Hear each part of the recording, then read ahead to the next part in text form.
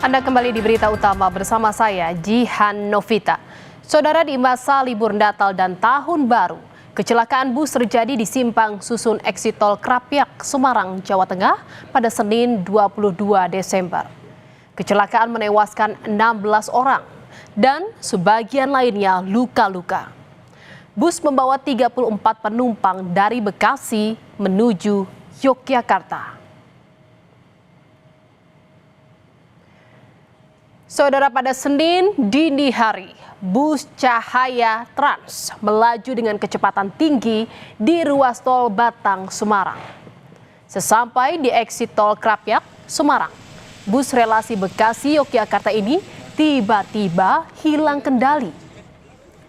Bus menabrak pembatas jalan hingga akhirnya terguling, saudara.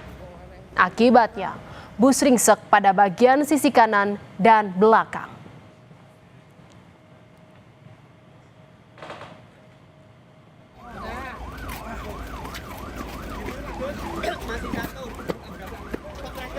Kecelakaan bus Cahaya Trans merenggut 16 korban jiwa dan 18 lainnya luka-luka. Korban luka dievakuasi ke 3 rumah sakit, yaitu Rumah Sakit Kolombia, Rumah Sakit Elizabeth, dan Rumah Sakit Tugu Kota Semarang. Rata-rata korban mengalami luka di bagian kepala akibat benturan. Sementara 16 korban meninggal dibawa ke posko pemulasaran jenazah di Rumah Sakit Karyadi, Semarang.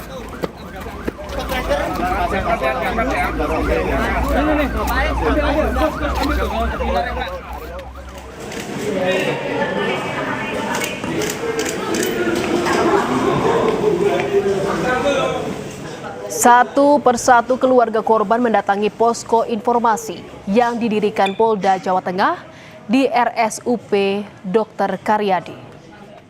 Di antaranya warga asal Boyolali yang mencari kabar 5 anggota keluarganya.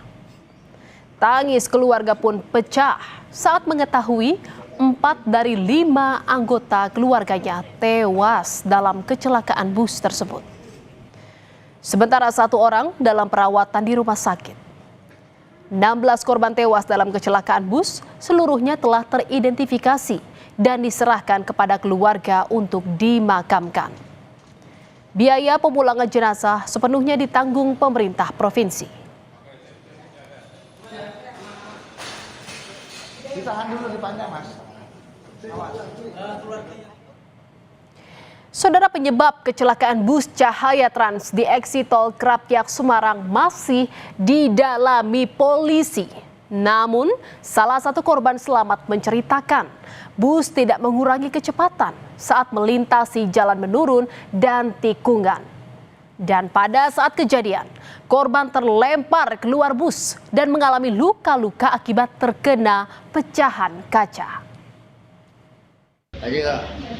Tambah kenceng loh, padahal jalan turun, padahal kendaraan yang itu kan jalan turun jalannya ada pelambatan itu kan, nggak ada. Atau pas udah tikungan itu ini. Oh, begitu dua bapak gimana? Mencelak atau gimana? Keluar dari mobil, dari bis, pulang Boyolali. Boyolali. Ya. Dari Bogor. Oh, dari Bogor mau ke Boyolali pulang. Nah, pulang.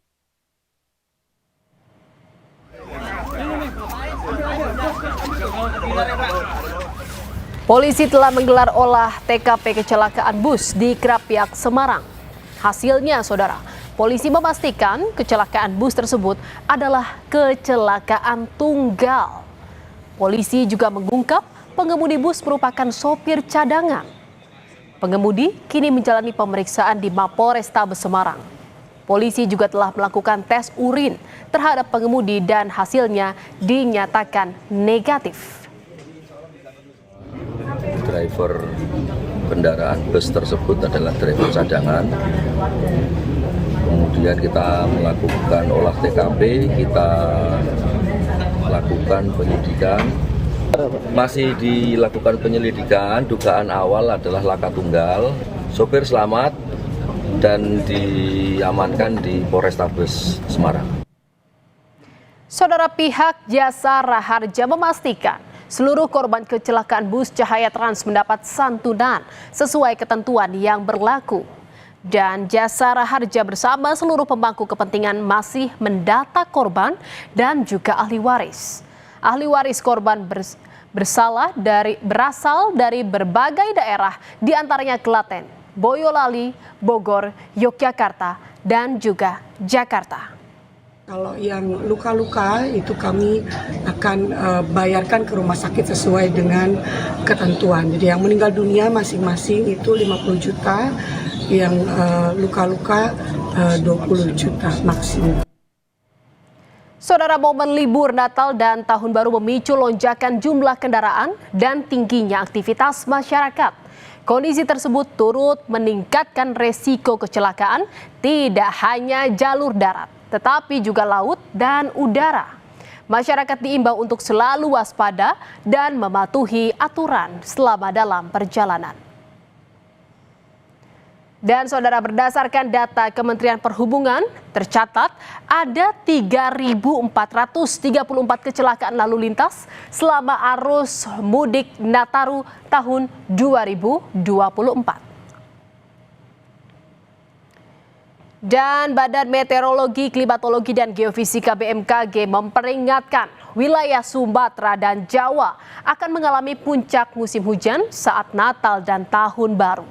BMKG akan menyiapkan posko untuk menganalisis dan observasi cuaca selama libur Natal dan Tahun Baru.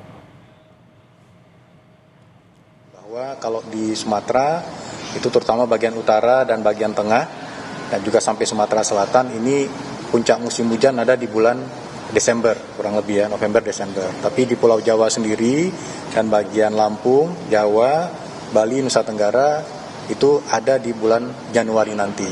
Sehingga BMKG itu menempatkan personelnya di beberapa posko, di berbagai posko kita menempatkan personel dan nanti akan melakukan pengamatan, observasi, dan kemudian kita analisis dan kita berikan informasi yang akurat terkait dengan bagaimana kondisi perubahan cuaca di sepanjang Nataru ini. Korlantas Polri menyiapkan sejumlah skenario termasuk mengantisipasi potensi cuaca ekstrim selama libur Natal dan Tahun Baru. Skenario itu diantaranya adalah penerapan kontraflow dan juga menyiagakan petugas di berbagai lokasi seperti tol dan juga pelabuhan. Yang kita persiapkan bagaimana menghadapi arus puncak. Ada alih arus, ada kontraflow, ada one way, dan mungkin juga ada penyekatan. Hal-hal tertentu apabila potensi kondisi cuaca ekstrim, tentunya emergency plan itu harus kita persiapkan. Contohnya, ketika jalan tol, dari alat berat yang ada di jalan tol, ambulan, termasuk juga kit urai, ini sudah kita siapkan semuanya. Termasuk juga yang ada di pelabuhan. Ketika kondisi ekstrim, kan tidak bisa nyebrang. Ya, pada saat tidak ada nyebrang itu tentunya akan terjadi antrian yang panjang. Antrian yang panjang ini solusinya adalah kita masukkan ke tempat-tempat pembersihan yang sudah kita siapkan. Saudara, kecelakaan bus di Krapyak lagi-lagi mencerminkan rapuhnya standar keselamatan transportasi darat. Tanpa pembenahan sistem, mulai dari manajemen armada, sertifikasi pengemudi hingga pengawasan di lapangan, bahaya akan tetap mengintai, mengancam nyawa. Kewaspadaan menjadi tanggung jawab kita bersama, apalagi di momen libur Natal dan Tahun Baru.